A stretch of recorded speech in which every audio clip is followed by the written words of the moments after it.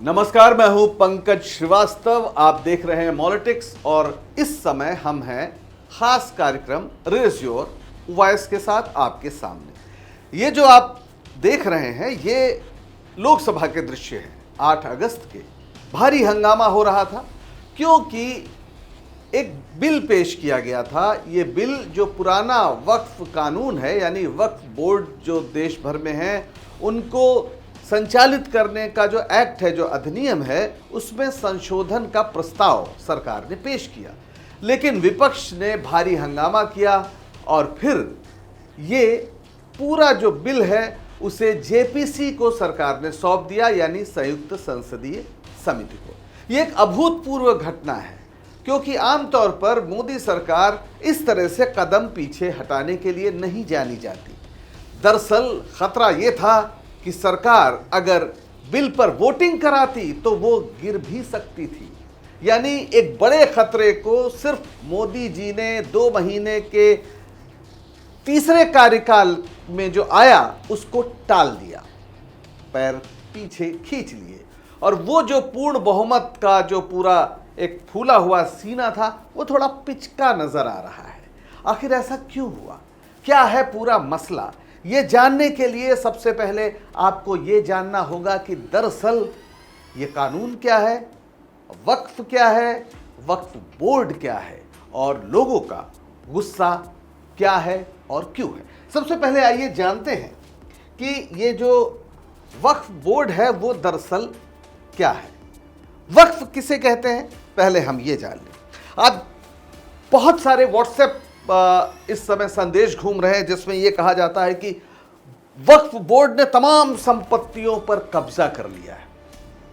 अजीब बात है। ये ऐसी बात है जो हिंदुओं को, खासतौर पर कट्टरपंथी जो हिंदू हैं, उनको भेजा जाता है संदेश और उनके मन में यह भाव भरा जाता है कि मुसलमानों ने देश की तमाम संपत्ति पर कब्जा कर लिया है वक्फ के जरिए।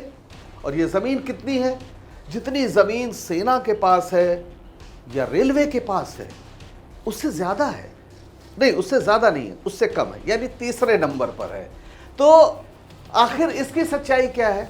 इसकी सच्चाई जानने के लिए हमें जानना होगा कि वक्फ क्या है। दरअसल वक्फ उस संपत्ति को जहां कहा जाता है जो इस्लाम को मानने वाले अल्लाह के नाम पर दान करते हैं।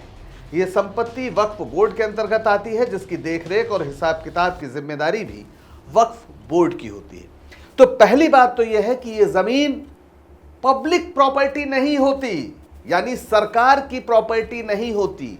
जो मुसलमान हैं वो धर्म का काम समझ के अपनी कोई भी संपत्ति, चल अचल कैसी भी हो, उसे अल्लाह के नाम पर दान कर देते हैं। और साथ में उन्हें यह बताना होता है कि ये दान वो किस लिए कर रहे हैं। मसलन किसी के पास मान लीजिए कि कुछ दुकानें हैं और उसने कहा कि ये 5 दुकानें मेरी है, मैं इन्हें वक्फ करना चाहता हूं ताकि इनसे जो कमाई हो उससे 100 बच्चों की फीस भरी जाए। तो फिर उस संपत्ति से यही काम होगा। या कोई अपनी जमीन, मान लीजिए 2 एकड़ जमीन वो वक्फ करता है और ये कहता है कि इसका इस्तेमाल अस्पताल बनाने के लिए किया जाए या स्कूल बनाने के लिए किया जाए, तो इस संपत्ति को उसी काम में इस्तेमाल किया जाएगा। और ये होगा कैसे? इसके लिए होता है वक्फ बोर्ड। और ये वक्फ बोर्ड अलग अलग राज्यों में होता है, अलग अलग जगह होता है। अब सरकार का कहना है कि इसमें एक राष्ट्रीय स्तर पर रजिस्ट्रेशन हो। पहले मैं यहां पर स्पष्ट कर दूं कि वक्फ बोर्ड में भ्रष्टाचार की बात बिल्कुल सही है, बदइंतजामी की बात बिल्कुल सही है, तमाम गड़बड़ियां हैं जिनको ठीक करना होगा। लेकिन यह जो कहा जाता है कि वक्फ बोर्ड किसी भी जमीन को अपना बता देता है और वो उसकी हो जाती है, ये संभव नहीं है। क्यों नहीं है? कि पहले भी जो कानून था उसके तहत एक सर्वे कमिश्नर होता था। वो सर्वे कमिश्नर वक्फ की जमीन का पूरा सर्वे करके, हिसाब करके सरकार को लिस्ट देता था और फिर वो संपत्ति सरकार वक्फ बोर्ड के जरिए घोषित करती थी। वक्फ बोर्ड में भी सरकार के चुने हुए लोग होते थे और जो सर्वे कमिश्नर होता था वो भी सरकार का ही आदमी होता है। तो जो लोग ये कहते हैं कि वक्फ बोर्ड में माफिया काबिज हैं, इसका मतलब वो ये कह रहे हैं कि सरकारें माफिया को संरक्षण देती हैं। ये कोई पब्लिक प्रॉपर्टी नहीं है, बार बार इस बात का ध्यान रखिए। ये मुसलमानों की अपनी संपत्ति है जिसको वो दान करते हैं किसी अच्छे काम के लिए। वो जन कल्याण का भी काम हो सकता है, वो किसी पर्टिकुलर मकसद से भी काम हो सकता है, जैसे कि कहीं खास जगह वो कहे कि हमारे इस संपत्ति से जो आय होगी उससे आप एक अस्पताल बनवा दीजिए या एक लाइब्रेरी बनवा दीजिए। तो उस व्यक्ति पर यह निर्भर करता है कि वो इस काम को करे, वक्फ करे, और वक्फ बोर्ड उसकी पूरा इंतजाम करे, जिसमें वाकई बहुत गड़बड़ियां हैं। लेकिन अब केंद्र सरकार क्या कर रही है? केंद्र सरकार कह रही है कि वक्फ संपत्तियों का वेरिफिकेशन अनिवार्य होगा, यानी केंद्रीय स्तर पर। पहले राज्य के स्तर पर यह मसला होता था, अब केंद्रीय स्तर पर, और सिर्फ 6 महीने के अंदर रजिस्ट्रेशन कराना होगा। जाहिर है इसको लेकर भी एक बड़ा विवाद खड़ा है। जो व्यक्ति कम से कम 5 साल से इस्लाम का पालन कर रहा है वही अपनी संपत्ति वक्फ कर सकता है। अब एक ये अजीब बात है कि अगर किसी ने इस्लाम कबूल किया है, वो इस्लाम को मानने वाला है, तो क्या आप कह सकते हैं कि आपके ये अधिकार 5 साल बाद, जो उसका एक फर्ज है उसके धर्म के हिसाब से, वक्फ करना, दान करना, आप जानते हैं कि जैसे ज़कात है वो इस्लाम में फ़र्ज मानी जाती है। तो अगर कोई किसी धर्म में है तो वो उस धार्मिक प्रक्रिया का इस्तेमाल एक निश्चित अवधि के बाद करे, इस पर कैसे मुमकिन है कि लोग सहमत हो जाएं? लेकिन सरकार ये चाहती है कि आज मुसलमान हो, 5 साल बाद आना वक्फ करने, उसके पहले नहीं। सर्वे के बाद ही वक्फ बोर्ड संपत्ति पर मालिकाना हक होने का दावा कर सकता था, कहा जा रहा है। अब ऐसा नहीं है। अब यानी कि क्या होगा? वक्फ संपत्ति का सर्वे पहले सर्वे कमिश्नर करते थे, अब ये सर्वे केवल कलेक्टर, डिप्टी कलेक्टर करेंगे। अब बताइए, एक कलेक्टर ये तय करेगा कि वक्फ की कोई संपत्ति है या नहीं। पहले क्या होता था? सर्वे कमिश्नर होता था, सारे सर्वेज होते थे, स्पेशली इसीलिए होता था, और फिर वो सरकार की पूरी प्रक्रियाओं के तहत तय होता था। अब डीएम साहब जो हैं उनको ये अधिकार है कि वो तय कर दें, और उसमें भी अगर कहीं विवाद हुआ तो वक्फ बोर्ड की संपत्ति तब तक नहीं मानी जाएगी जब तक डीएम साहब उसके पक्ष में फैसला नहीं कर देते हैं। तो यहां सवाल उठता है कि जिस तरह तमाम जिलाधिकारी सरकार के दबाव में, नेताओं के दबाव में काम करते हैं, वैसे में वो किसी संपत्ति को किसकी संपत्ति बता देंगे, ये इस पर शक करना कितना स्वाभाविक है।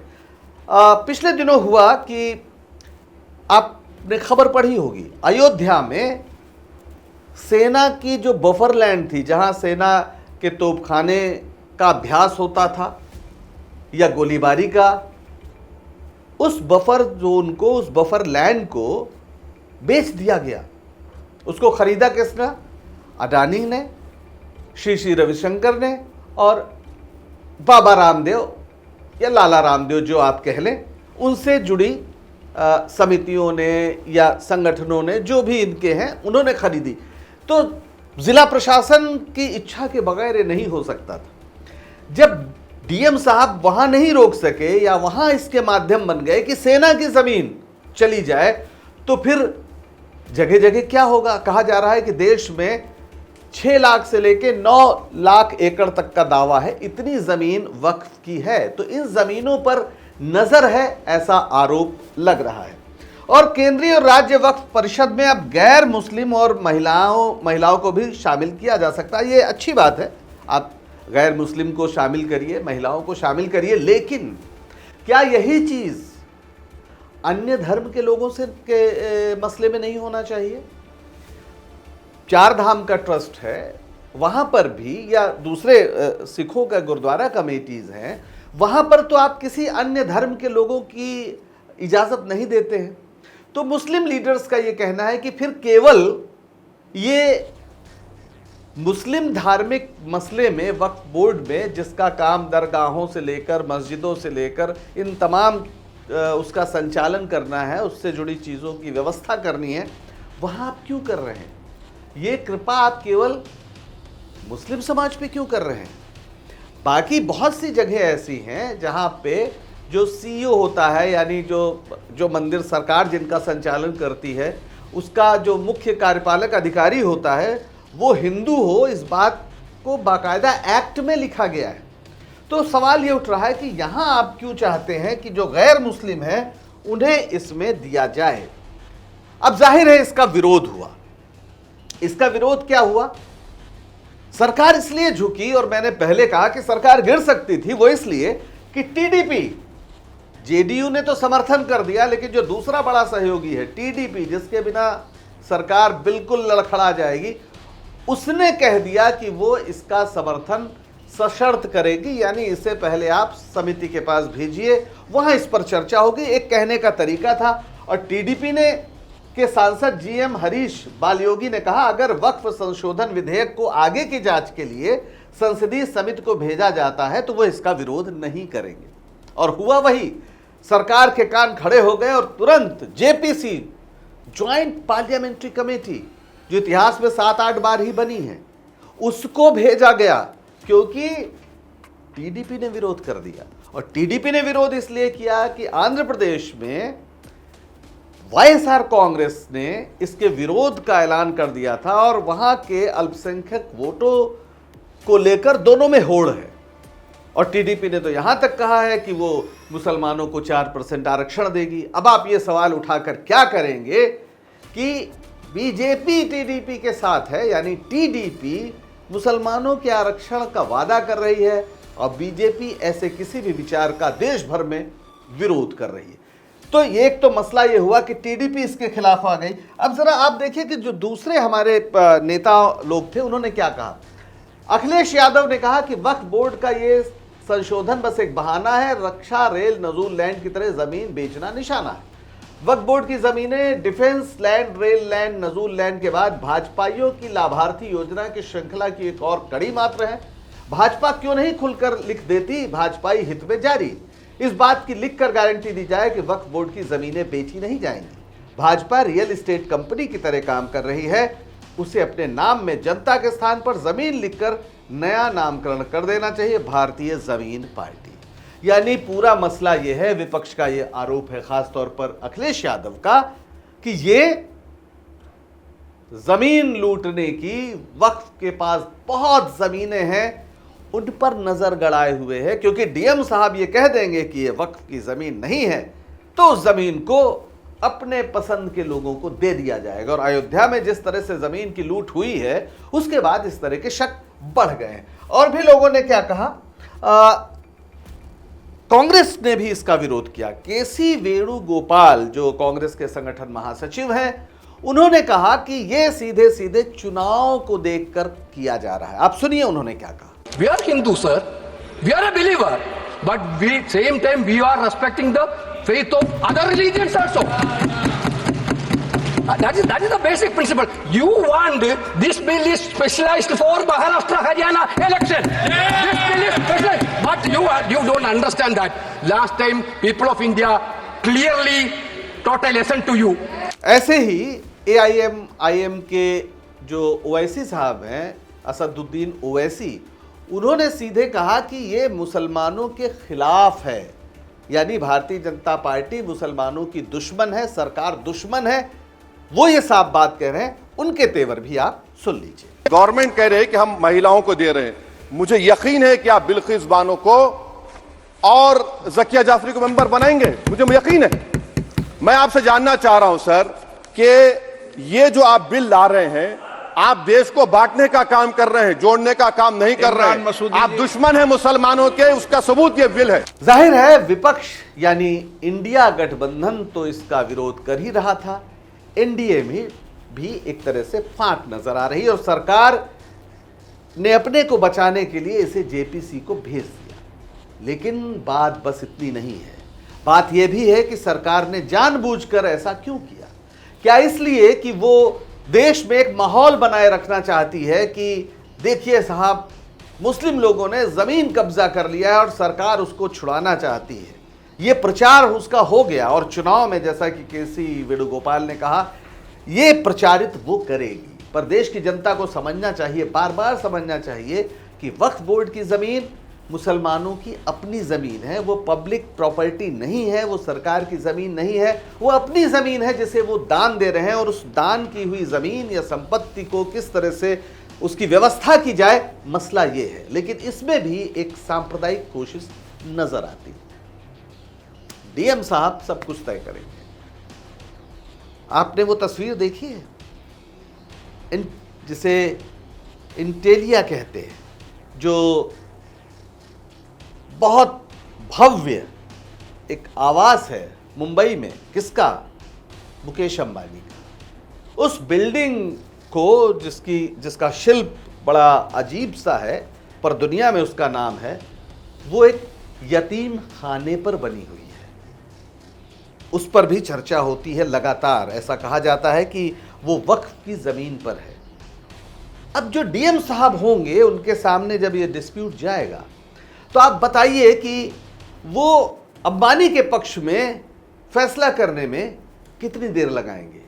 4 दिन, 2 दिन, 1 दिन, 6 घंटे, 2 घंटे, 1 घंटे या 1 मिनट? आप जवाब जानते हैं। आज के लिए बस इतना ही। Raise your voice. और ये वीडियो आपको पसंद आया हो तो लाइक करें, सब्सक्राइब करें और शेयर करें। नमस्कार।